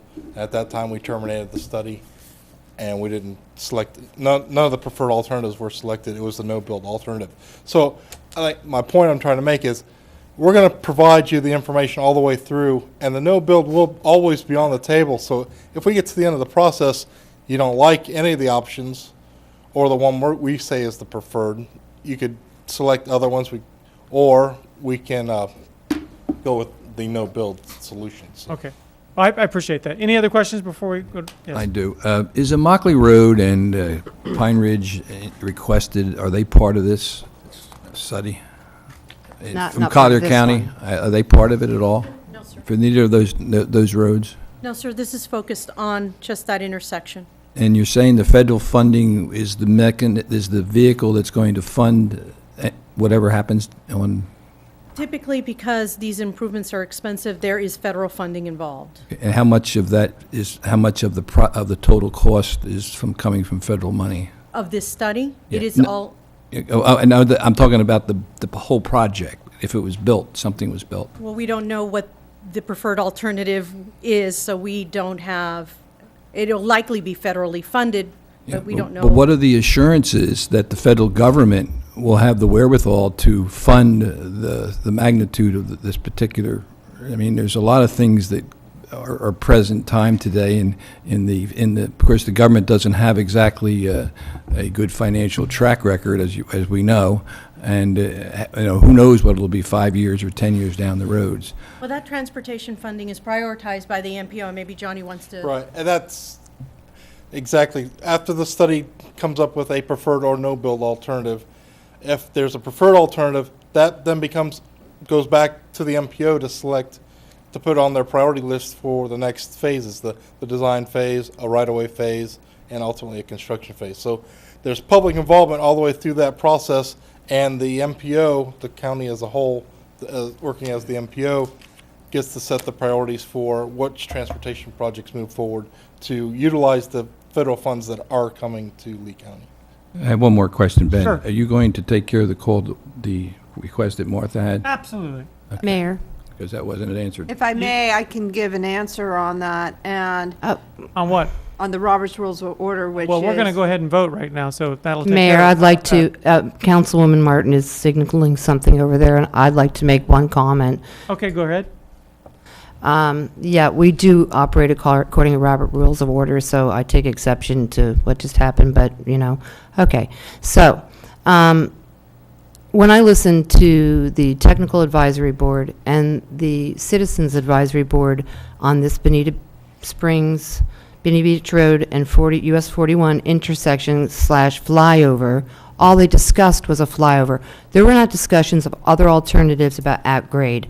And my concern, and seems like the concern of some of the citizens on there, which I only heard one, and one of our staff members, I don't even know if I heard one of our citizens on there, I'm sorry, that there was, my concern was, we have a flyover built into this study, we haven't had, I wish you'd been here before we even pushed forward and we understood what this process was before we committed our city to get involved in it.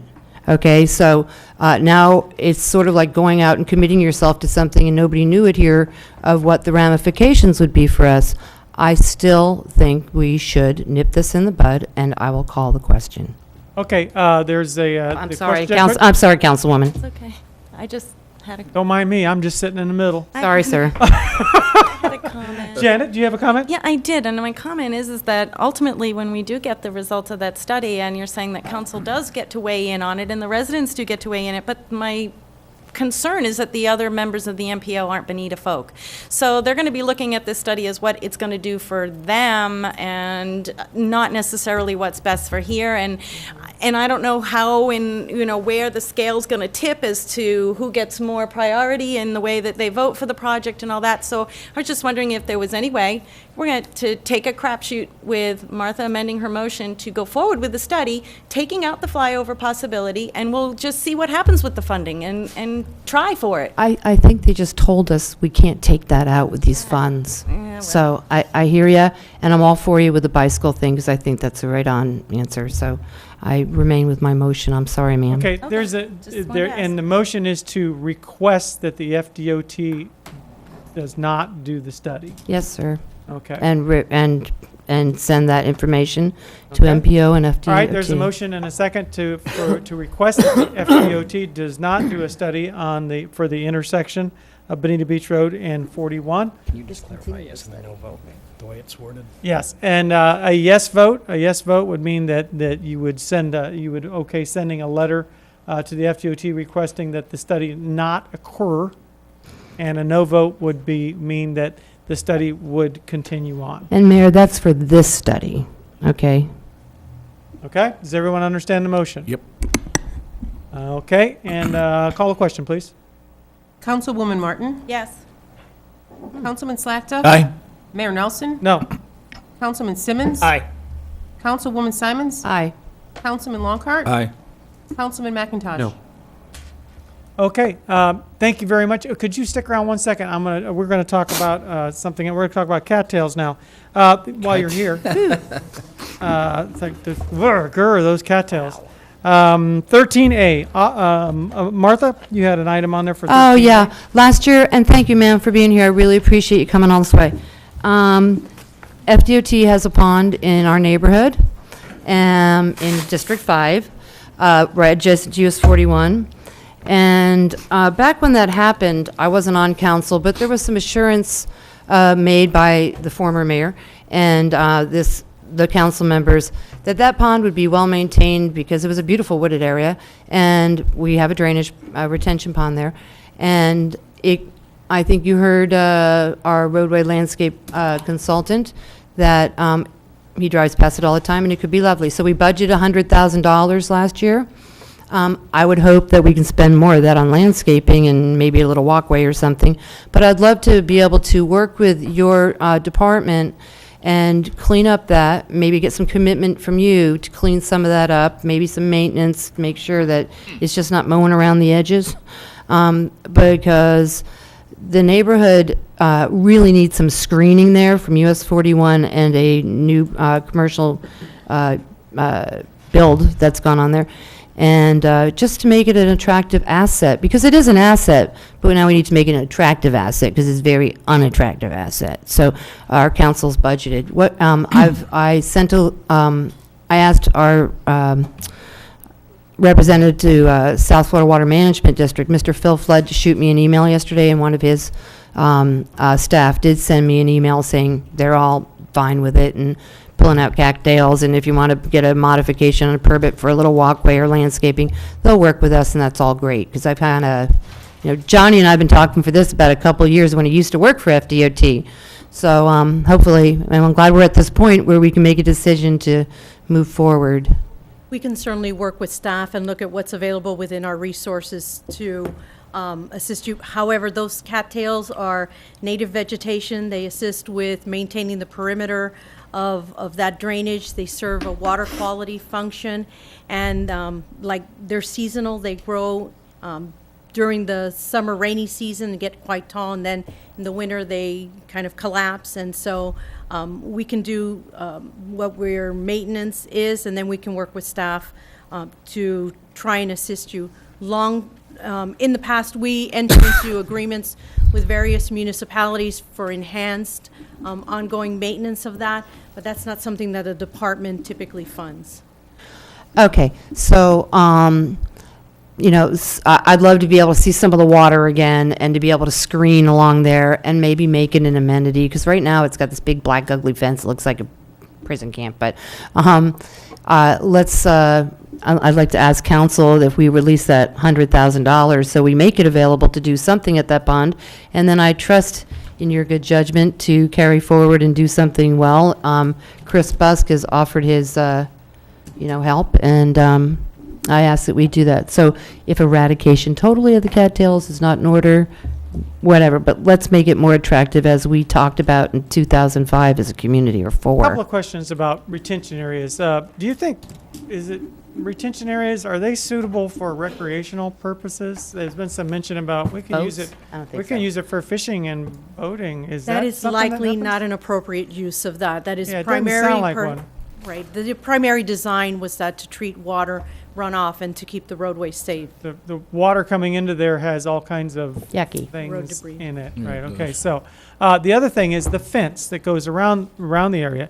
Am I true in assuming that if FDOT owns the property, it's going to have a fence around it for liability purposes? Do you ever take the fences down and just allow people to just for visual, or what's the policy on that? The fencing is a safety issue, and it depends on the slope of that it was engineered to, so someone will have to look at that very closely. Okay.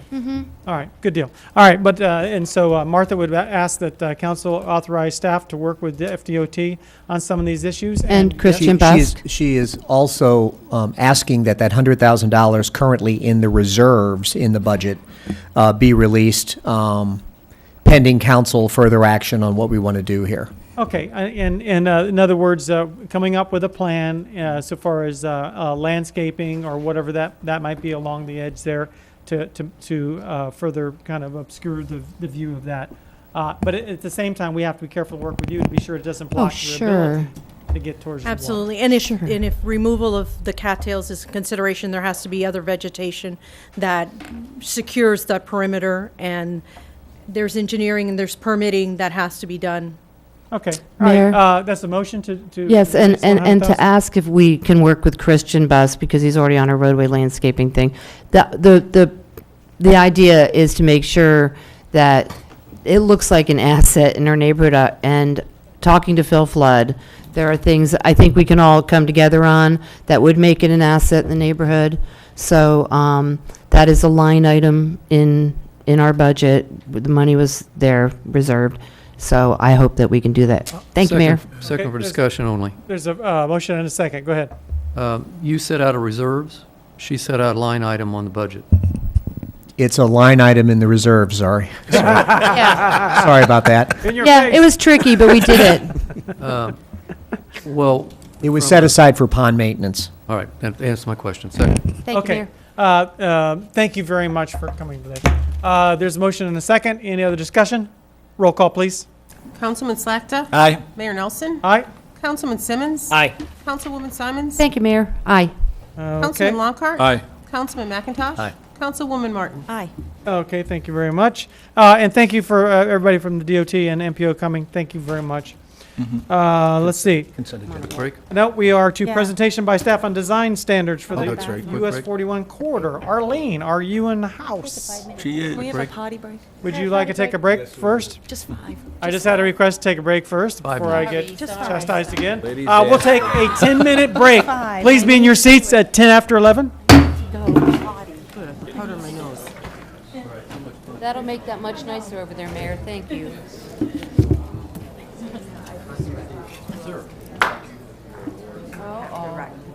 Peter, government stupid.